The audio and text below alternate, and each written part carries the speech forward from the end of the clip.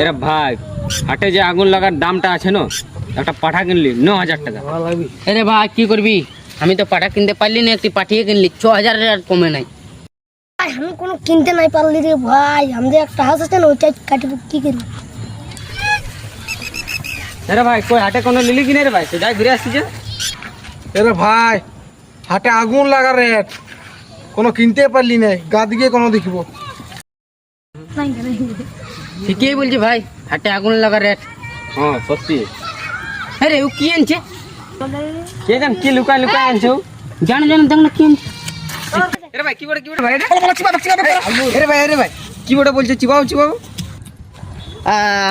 হাটের দামটা শুনে দুটো পেরা চুরি করে আনেছে।